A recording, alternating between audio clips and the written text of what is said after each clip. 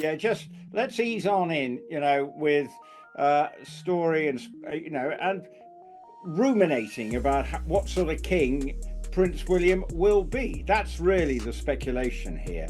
How political will he be? Now, it's a very difficult one, but it was something that when you think that the current king, when he ascended to the throne, there was all this speculation throughout the time of the late Queen's life, with the fact that the king had some fairly strong views on the environment and other issues, that how would that manifest itself when he got the big job?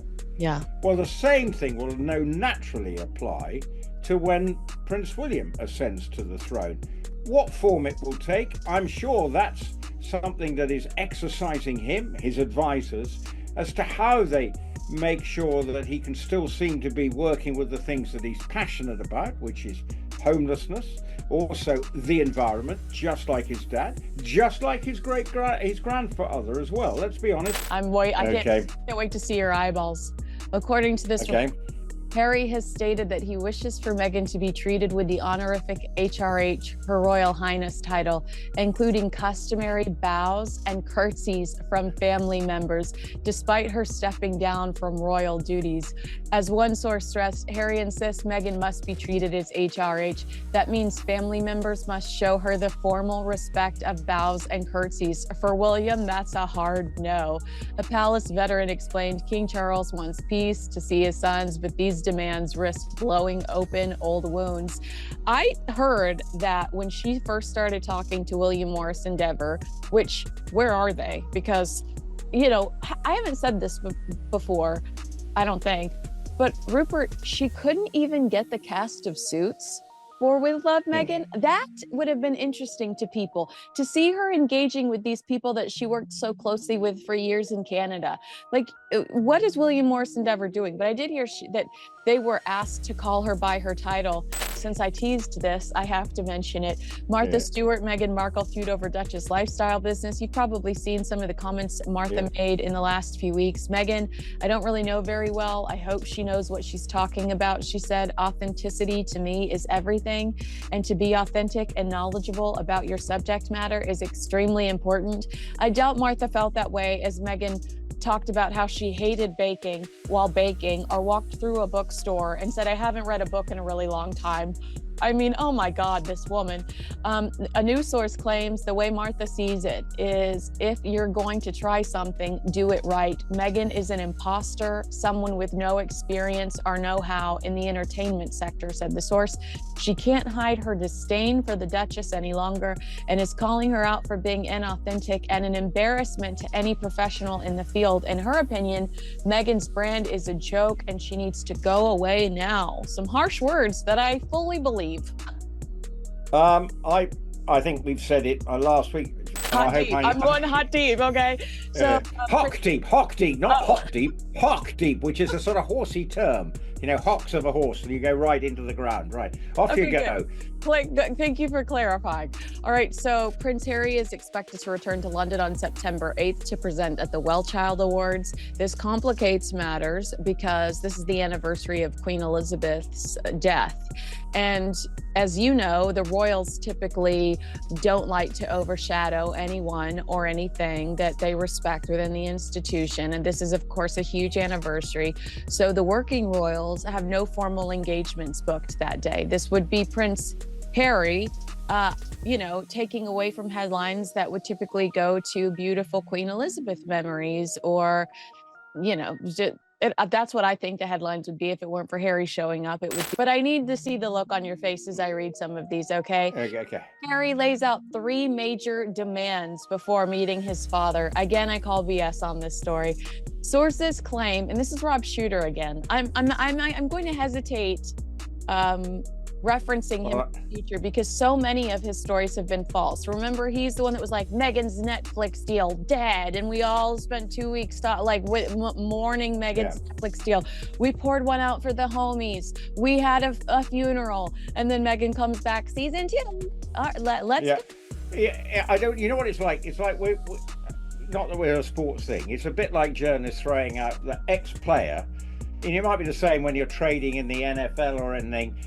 Reference there because it starts this week, so I know what's going on down in your country. One of William's friends said that King Charles meeting Harry would risk repeating the mistakes made by Charles, allowing Prince Andrew back into the fold, a strategy which William opposed, saying William was right about Andrew and he is right about Harry. Charles is weak. Do you have a reaction to that? This is from the Daily Beast. I think it's quite hard for the king. It's family. And the one thing you can always say about the king, he does have a big heart. He may, he can be a grumpy old man sometime, and he likes things done a certain way, whatever it may be. But ultimately, family is important to him, and it's his son, and that's the problem. He's estranged from his son, and will he be able to make up before he dies, whenever that may be, and that's what is probably a sadness to him. Isn't that how it works? Yeah, I think so. Yeah. All right, so Harry's second request reportedly centers on press oversight. He has asked that Buckingham Palace handle media relations during visits in order to protect him and his family from intrusive paparazzi. To your point, the British paparazzi have changed direction dramatically. Look at how we never see the Wales children. According to one insider, the move reflects his wish for a carefully managed narrative around their time in the UK, explaining that press control coordinated by Buckingham Palace to keep paparazzi at bay is vital. The request highlights ongoing questions about how the royal family adapts to today's media climate while balancing public visibility with personal safety. That gave me ChatGPT feels. This is BS because Harry doesn't trust Buckingham Palace. There's no way he would be like, I trust you guys to deal with the media, to deal with the paparazzi. Go into how the Harry has security. Yeah, he does. Of course he has security. Just tell us if you're coming. We will analyze the threat if it's a serious one, because they're not stupid. We're not stupid in this country when it comes to security of members of the royal family, whether they're working or not. They don't need the hassle. Look, he's living in America, which is, things can happen there. Let's be honest, presidents get shot at, so, it's the security it's just a complete red herring. And the idea that Harry would expect the king to pay for it is like, I don't believe it, but that's why one of the reasons why I think that this is so silly. Like, you blew up your job, then you called the royal family a mystery member of the royal family racist. Surely to God, you don't think that they're going to want to come to your rescue and pay for your private safety. Don't forget, Prince Harry went crawling to Earl Spencer saying, "Can I have your last name?" And Earl Spencer was like, "I don't think that's the best idea." No, and this is the problem. They've got themselves, the Sussex, okay, that's her name. But also, I should mention, Harry did not want to give up his title. And if he became a Sussex, he would have to give up his title, the titles that they are monetizing. Yeah, well, the whole thing is writ with hypocrisy, as we know. But it's going to be, the whole saga just will continue to unfold. But it does come back to, like the original point is, how will Harry re-establish any sort of contact that is not having to break down deep-seated lack of trust from the members of the royal family about what he's done. It's the kind of life most people dream about. Castles, crowns, private jets, and power handed to you at birth. But for Prince William, that dream is a life sentence. And for Prince Harry, escaping the palace gates didn't set him free. It just gave him a new prison. One built from bitterness, betrayal, and headlines that won't stop chasing him. Behind every photo op and official handshake, there's a war no one wants to admit is happening. Not between nations, but between brothers. One is preparing to be king of the United Kingdom, the other trying to be king of public sympathy. And the most shocking part? They're both losing. Because this story isn't about royal glamour anymore. It's about power struggles, PR landmines, family fractures, and a monarchy that's fighting to survive an era it was never designed for. The world is watching every move William makes.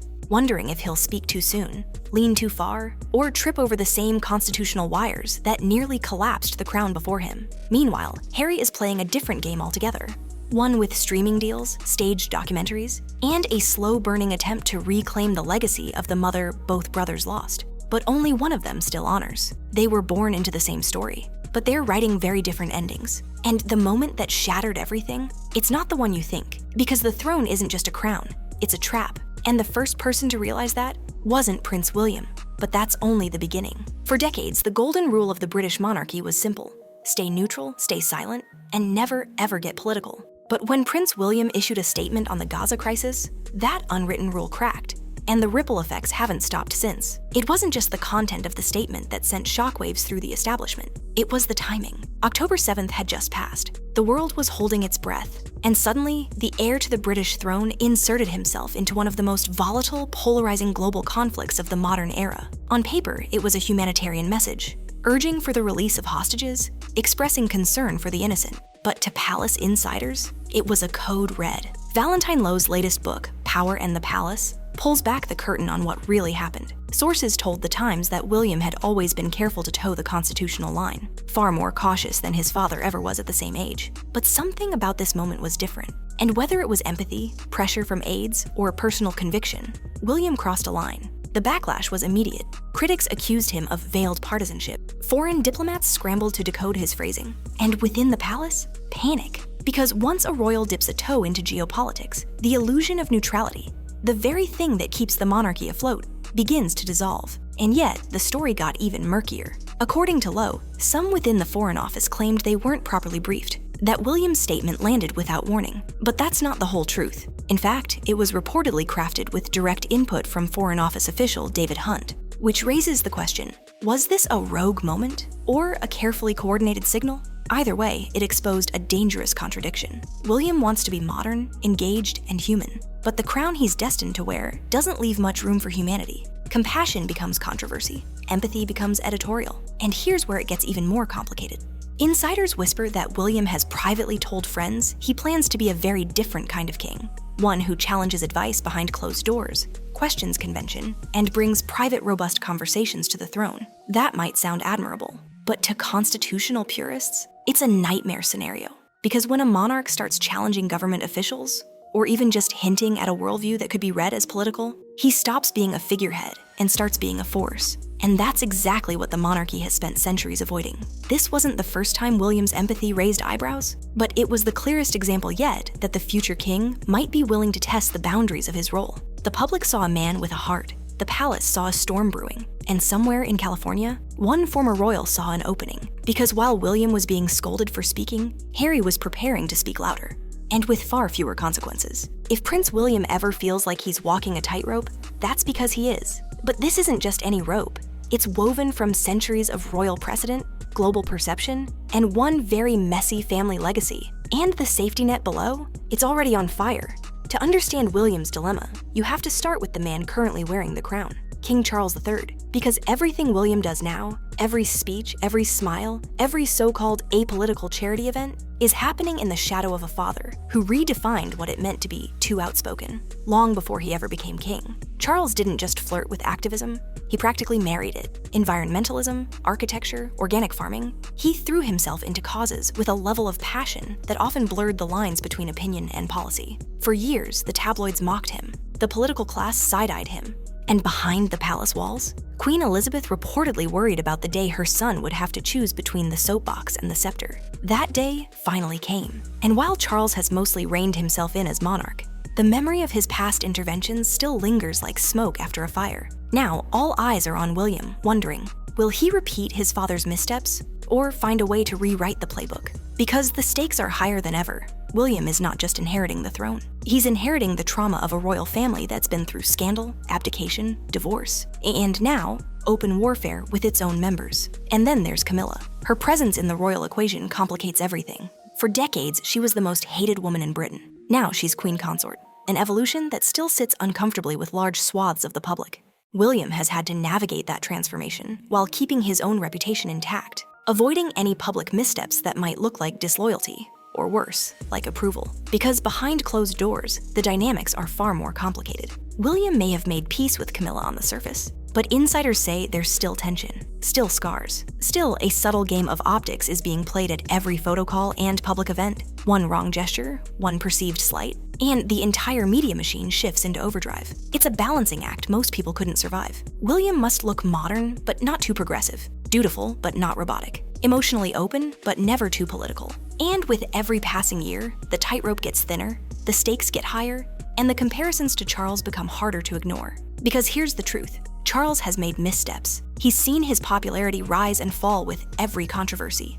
But he's also shown the public that a monarch can stumble and still survive. William doesn't have that luxury. He's expected to be perfect on arrival, flawless from day one. That's the pressure of being the heir, especially after a generation of royal wounds, media feuds, and Netflix exposés. And don't forget, the very things that William is passionate about, homelessness, mental health, the environment, are now political battlegrounds, which means every step forward risks becoming a step into scandal. And the palace knows it. That's why the Foreign Office reportedly reviewed his Gaza statement. That's why every cause he champions goes through a maze of advisors, risk assessments, and PR vetting. William isn't just representing a family. He's representing an institution on life support. But the most dangerous part? Even if William walks the tightrope perfectly, the person waiting at the other end might just cut it anyway. Because while the heir stayed silent, the spare was busy building his own version of the truth, one documentary at a time. For Prince Harry, every speech, every camera angle, every carefully curated documentary has one central theme: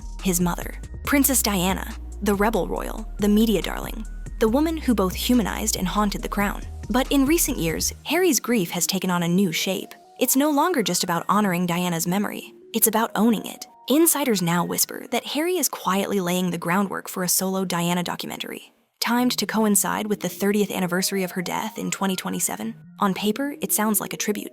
A loving son preserving the legacy of a beloved mother. But behind the scenes, it's a turf war. And the stakes are deeply personal. Because here's the uncomfortable truth. There's only so much Diana to go around. Only so many stories, so many photo reels, so many sound bites left to mine. And both brothers know that whoever controls her legacy controls the emotional core of the monarchy. William has played the long game. Silent remembrance, private grief, occasional tributes that keep his mother's memory dignified, restrained, and above all, shared. But Harry has gone cinematic. Oprah interviews, Netflix specials, teary-eyed voiceovers about trauma, therapy, and unresolved pain. His Diana is a ghost that still haunts the palace, and just so happens to fuel his brand. And now, with this rumored documentary, the divide has never been clearer. Sources claim that Harry's team has already begun outreach to those close to Diana's inner circle. Former friends, royal aides, even distant relatives. One particularly bold move? Allegedly approaching Earl Spencer, Diana's brother, to seek permission to use the Spencer name as a narrative centerpiece. A move that was reportedly met with a firm but polite decline.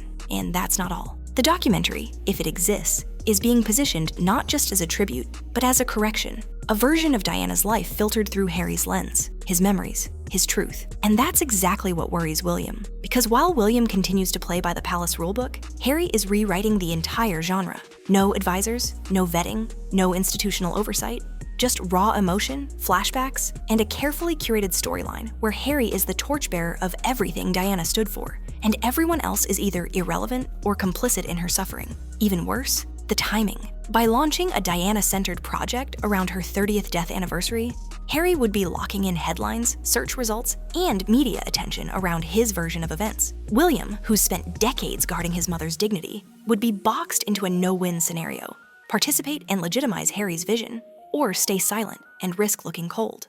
And make no mistake, Harry's not doing this for healing. This is a strategy. It's a PR masterstroke cloaked in grief, a way to reclaim public sympathy, draw a line between the firm and the truth, and remind the world that when it comes to Diana, only one son is still telling her story. But here's the part Harry didn't anticipate. Diana's legacy isn't just about media attention or emotional resonance. It's about credibility. And as more insiders distance themselves from the Sussex camp, and more inconsistencies emerge in their narratives, that credibility is wearing thin. Because even if you control the camera, you don't control the audience. And the moment Meghan enters the frame, the legacy war becomes a brand war. It started as a whisper, then it exploded into headlines that seemed too absurd to be real. Meghan Markle, the Duchess of Sussex, who once mockingly curtsied on Netflix, who said she didn't understand what royal life meant, was now allegedly demanding the full royal treatment again. Curtsies, bows, and the big one, Her Royal Highness, That's right. According to a flurry of reports, Meghan wants back what she walked away from. Sources close to the palace claim that Prince Harry has insisted Meghan be addressed as HRH during any future interactions with the royal family, despite the fact that she and Harry voluntarily stepped back from senior royal duties in 2020 and were stripped of the privilege to use that style in an official capacity. The reaction inside the palace? Equal parts disbelief and fury. Because the HRH title isn't just ceremonial fluff, it's a status marker reserved for working royals in good standing. It's the kind of title that carries diplomatic weight, protocol expectations, and the highest level of internal respect. Meghan giving it up wasn't punishment. It was the natural consequence of choosing independence. But now, the story goes that she wants the best of both worlds: Hollywood freedom and royal reverence. And that's not all. According to insiders, Harry allegedly wants family members to resume formal gestures of respect toward Meghan. Curtsies from the women, bows from the men, in private, at official events, even behind closed doors. If true, this isn't just tone deaf, it's a declaration of war. Let's not forget, this is the same Meghan who ridiculed the act of curtsying in the Harry and Meghan Netflix series, turning it into a punchline for global audiences. The same Meghan who compared royal protocol to medieval theater. And now she wants the family she mocked to bow to her? Not even the Princess Royal, King Charles's sister, and one of the most respected senior royals alive, would tolerate that. And palace insiders say if Meghan genuinely expected that level of deference, she'd be lucky to get through a single event without a diplomatic cold front freezing the room. But maybe that's the point. Meghan and Harry aren't just trying to rewrite the rules. They're trying to rewrite the hierarchy. They want to dictate the tone, the titles, the optics. And if the rumors are even half true, the message is chillingly clear. Respect is no longer earned, it's demanded. This HRH obsession also exposes a larger pattern: Meghan's need to control narrative and perception. Whether it's the carefully edited interviews, the controlled lighting in staged documentaries, or the obsessive trademarking of every brand variation she can think of, it's all about one thing: total image control. Because when the truth doesn't cooperate, repackage it. But even for a woman with a relentless grip on her own branding, there's one place she can't fully dominate: the British royal institution. And that tension, that constant push and pull between Meghan's demands and the monarchy's refusal to bend, is turning every public appearance, every event, every non-curtsy into a quiet protest. And behind the scenes, it's not just royal aides rolling their eyes. William reportedly said it best: hard no. Because there's one thing the firm values more than titles, optics, or even diplomacy, and that's control. But Meghan isn't the only one testing the limits. Because just as HRH debates swirl, Harry was preparing for a return no one wanted. September 8th should have been a quiet day, a solemn anniversary marking the passing of Queen Elizabeth II. No engagements were scheduled, no headlines expected.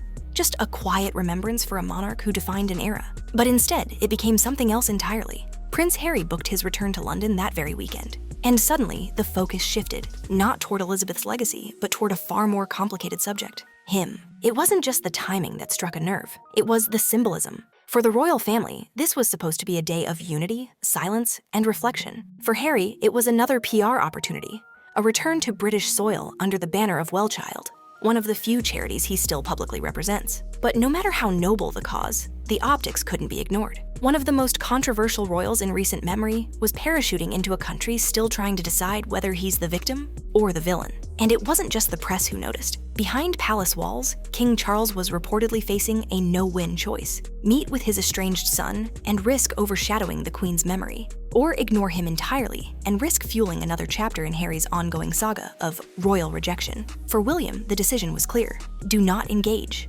Sources close to the Prince of Wales said he saw any meeting with Harry as a repeat of the same mistake Charles made with Prince Andrew, allowing scandal to slip back into the fold under the guise of family healing. William reportedly told friends, he was right about Andrew and he's right about Harry.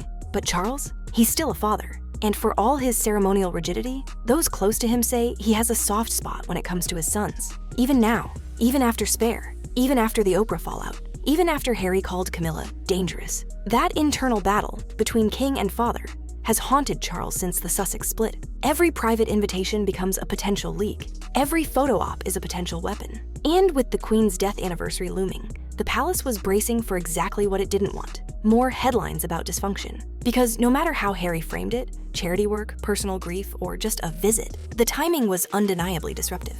The late Queen's passing wasn't just a family tragedy, it was the end of an era. And yet here came Harry, cameras in tow, press briefings aligned, dominating the news cycle once again. And if that wasn't enough, rumors began to swirl about possible private meetings between the Sussex team and palace communications staff, fueled by paparazzi shots taken outside a private London club. No public figures, no press release, just flashes from photographers who had somehow been tipped off. The Daily Mail ran it with glee, but inside the palace, the whispers were far more serious. Who leaked it? Because this wasn't a coincidence. This was choreography. And according to multiple insiders, fingers quickly pointed back at Team Sussex. Harry's visit wasn't just a trip, it was a test of boundaries, of loyalty, of institutional patience, and perhaps most tragically, a test of whether his father would once again choose love over protocol and walk straight into another PR minefield. But Charles, still recovering from cancer treatments, already had a state visit looming. The last thing he needed was emotional chaos layered on top of political diplomacy, especially with President Trump scheduled for a high-profile event just days later. Harry's arrival was a spark in a room full of dry paper. And this time, even the most forgiving hearts in the palace were quietly praying he'd just get in and get out. But that's never how it works with Harry, because wherever he goes, the leaks follow. And this time, the narrative wouldn't stay behind closed doors. For a royal family built on discretion, privacy, and protocol, nothing is more dangerous than a well-timed leak. And in the age of Harry and Meghan, leaks don't just happen, they strategically detonate. It started with those now infamous paparazzi photos outside a private London club. No official event, no press invitation, just coincidentally placed photographers snapping members of the Sussex and Royal Comms teams, slipping into a hush-hush meeting.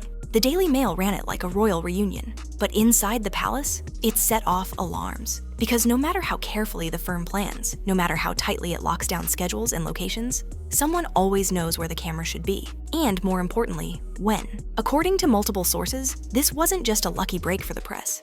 It was a setup, a deliberate tip-off handed to photographers by someone who wanted the meeting public. Without saying a word on record, the question wasn't, what were they meeting about? It was, who wanted you to know they were meeting at all? The palace's first instinct again. The Sussexes orchestrate the buzz, wait for the palace to react, and then weaponize that silence, or spin it into victimhood. Meghan doesn't need to say anything.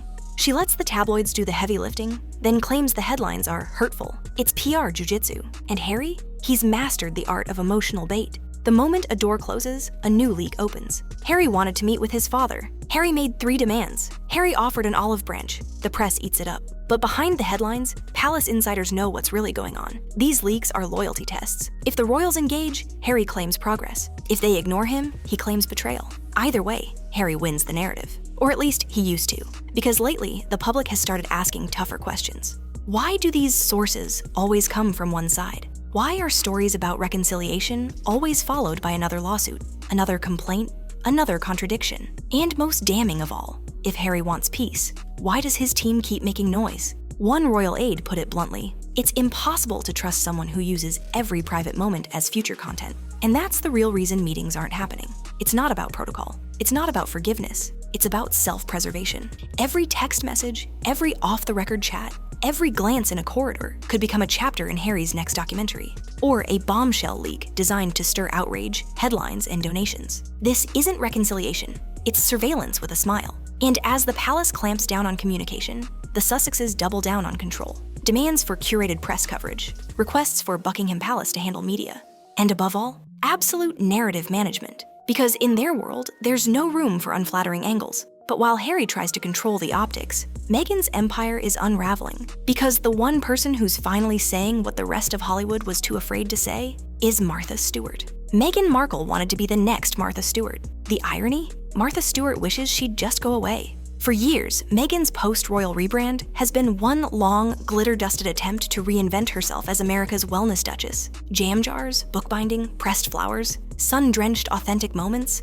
it all reeks of curated sincerity. But according to new reports, Martha Stewart has officially had enough, and she's not being subtle about it. Authenticity is everything, Martha said in a now viral interview. And to be authentic, you actually have to know what you're talking about. She didn't mention Meghan by name. She didn't need to.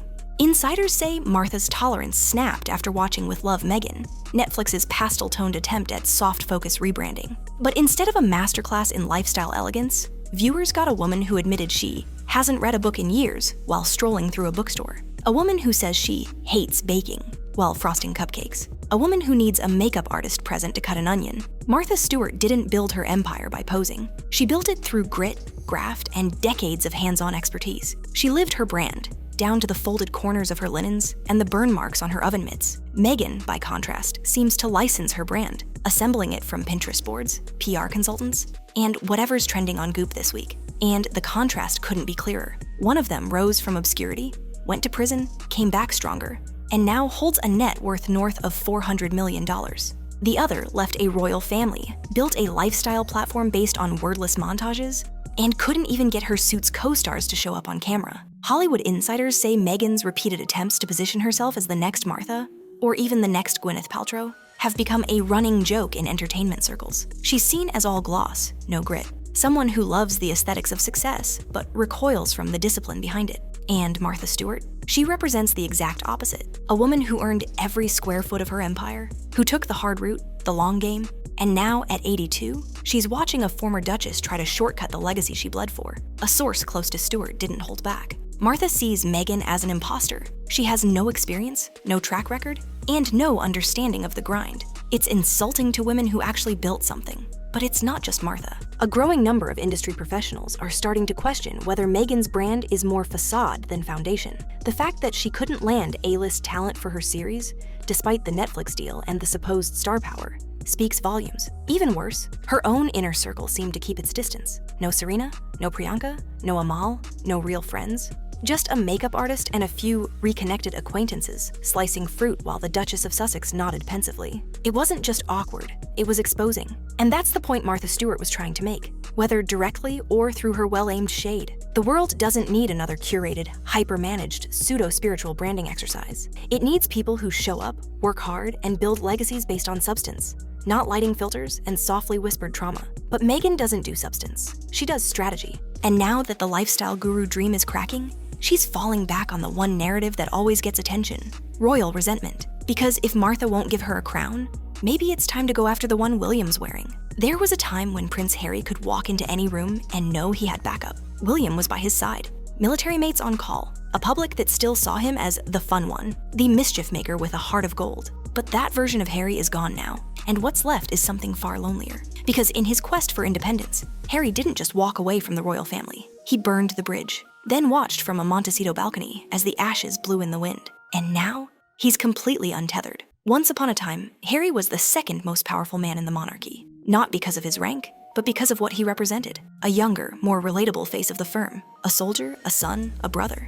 The man who held grieving children after losing their parents to war. The man who created Invictus, not for profit, but for purpose. That Harry connected people. Harry isolates them. Behind closed doors, royal aides admit what they won't say publicly. Harry is no longer missed, not because he wasn't once valuable, but because he's become unmanageable. Every reunion risks a leak. Every conversation risks a lawsuit. Every olive branch risks becoming a Netflix subplot. Even his former allies, men and women who would have taken a bullet for him in Afghanistan, have begun to drift, some quietly, others more forcefully. The disappointment runs deep, because what they see now isn't just a change in lifestyle, it's a change in values. The man who once wore medals with pride now sells vulnerability for clicks. The prince who once protected his brother from press ambushes now profits from dragging that same brother into his memoir. The friend who once toasted with laughter now surrounds himself with sycophants, carefully vetted and strategically aligned. And William? He doesn't have the luxury of nostalgia anymore.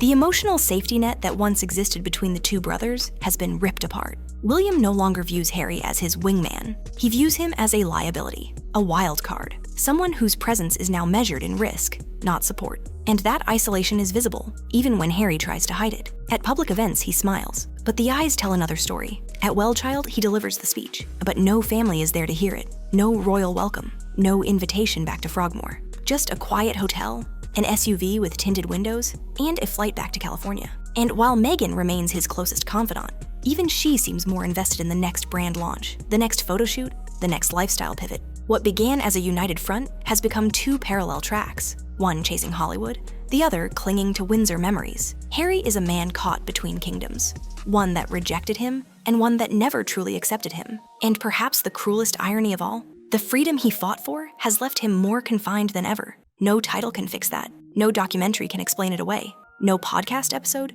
no tell-all, No carefully worded statement can undo the fact that Harry's greatest strength, his relationships, are gone. The firm has moved on. His brother has hardened. His father is aging. His friends have vanished. And even the public is starting to look elsewhere. Because in the end, there's only so many times you can cry wolf. And now, with nothing left to lose, Harry's only weapon is Meghan. But even that alliance may not be enough when the royal freeze-out becomes permanent. In the end, the story of William and Harry isn't just about royalty. It's about destiny versus defiance. One brother is carrying the weight of an institution, the other running from it, then turning to fight it when freedom didn't feel the way he expected.